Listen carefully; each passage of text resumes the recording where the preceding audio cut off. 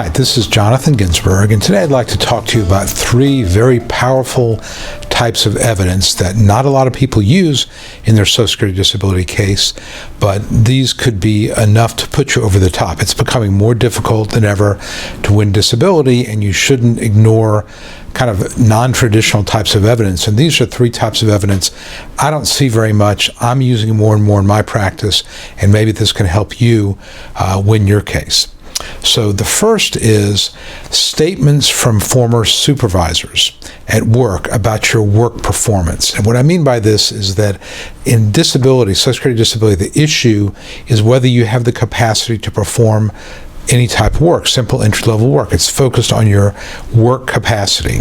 So what better evidence could there be than a statement from a former supervisor who says that he or she observed you over an extended period of time and that your performance degraded over that time because of a medical problem, that you missed excessive time from work, you had to go to the bathroom frequently, you had to take unscheduled breaks, your performance declined because of poor concentration, things like that. Even things about your interaction with coworkers or other supervisors or the public, that you had problems with that. All these things are relevant to the question of whether you'd be a reliable employee.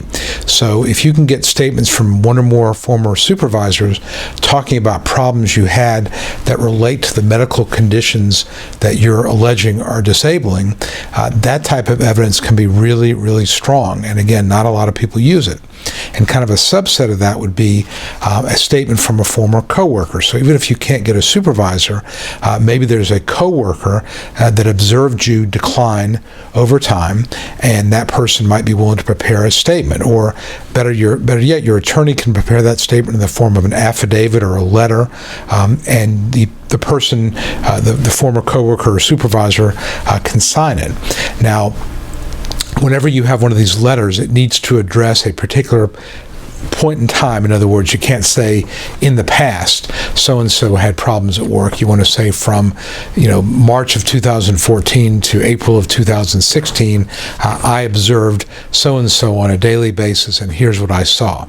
And the letter should also be dated, because again, an undated letter doesn't really tell the judge very much, but this would be evidence that if it reflects the medical problem you've got and the time period that's relevant in your case, very, very powerful evidence, and again, not a lot of people use it. A second thing that I'm doing more and more of is when I'm dealing with a case involving PTSD or some sort of a long-standing medical problem, I'm having my client put together sort of a 1 or 2 page statement kind of describing that long-term problem in the treatment. And if you think about it, it kind of makes sense, because when you go to a hearing, you've got about 45 minutes, and the judge is really focused on the time period starting when you became disabled, your onset date.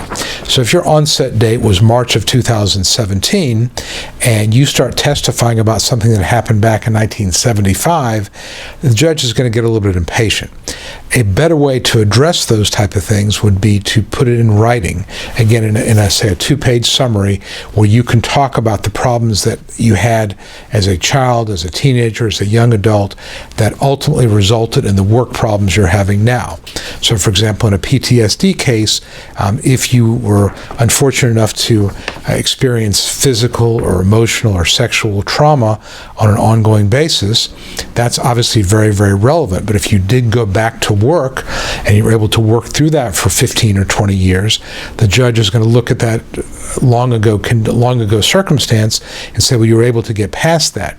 But if you can put into kind of a narrative form why these problems are now resurfacing, then the judge would understand more about your history. I recently had a case, for example, where my client was treating in an HMO, and essentially the mental health treatment was to make sure that he wasn't going to kill himself or hurt somebody else, wasn't really doing very much. And it turns out when he got to another provider, maybe a little better provider, that a lot of this stemmed from some childhood trauma he had that he had really suppressed. And his history made a lot more sense or his condition made a lot lot more sense when you looked at his history. Instead, we did it in the hearing, but again, if this had been done in a 2-page narrative, it would make the judge's life a little bit easier. So if you have a long-term type of problem, whether it's rheumatoid arthritis or PTSD or depression or really anything, and you had problems as a young adult or a child, no reason not to put that into writing. Your attorney can be of help to you there, so you don't spend valuable time in a hearing going over something that happened a long time ago before you were able to work for an extended period of time, and now you're saying you can't work. And to relate it back to that long ago episode, again, I think it's better to do that in writing than it would be for testimony.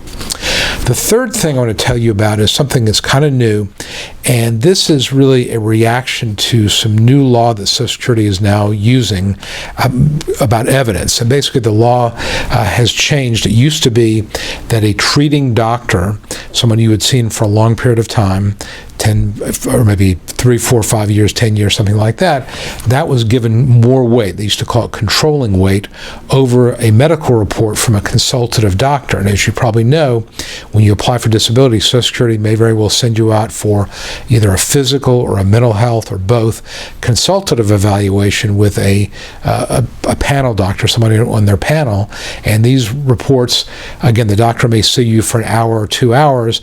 They generate a report, and that is now evidence in your file. Well, it used to be that your treating physician evidence was given a lot more weight than that.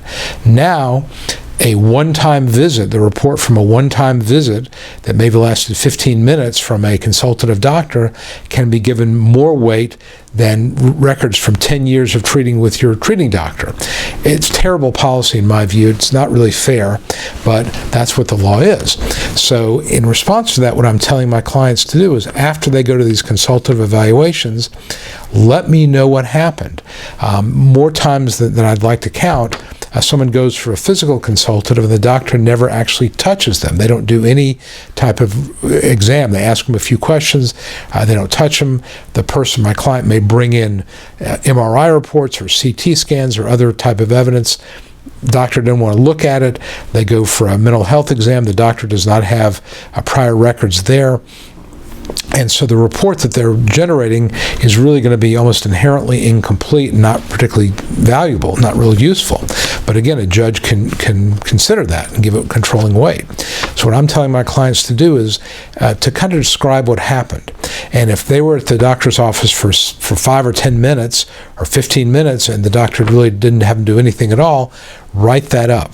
And then we can submit that as evidence in the file, almost entitled Observations about the Consultative Evaluation I Had on May 15th, 2017, or whatever the date is.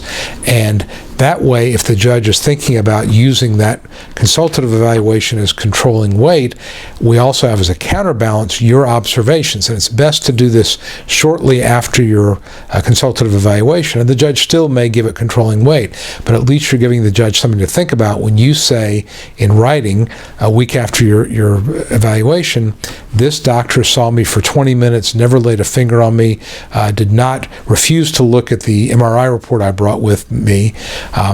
And again, if the judge is going to give that controlling weight, he's got to realize, or she's got to realize, that the appeals counsel is going to see your report there as well. So it's not necessarily to damage the reputation of the consultative doctor, but it's to give you a fair assessment. And again, if the doctor really spent very little time with you, didn't have you do very much, didn't really conduct any tests, refused to look at associated records, you want that on the record. And it's difficult to do that at the hearing. People just, it's been maybe a year and a half, 2 years, they forgot. Do this at the same time of your consultative evaluation. Let's get it in the record, and that could be valuable down the road if the judge is going to use that. At least gives the judge something to think about. He or she still may use that report, but again, something to think about. So those are a few things that types of evidence that I don't see used very often, I think can be very valuable. If those are useful to you, please please let me know. I'd like to hear your comments on this video. If you've not already done so, subscribe to my YouTube channel, like our Facebook page, leave me, again, a comment, question. Happy to try to answer those. And visit my website at ssdanswers.com. And there you'll find a Secrets to Winning Disability Survival Kit you can get for free.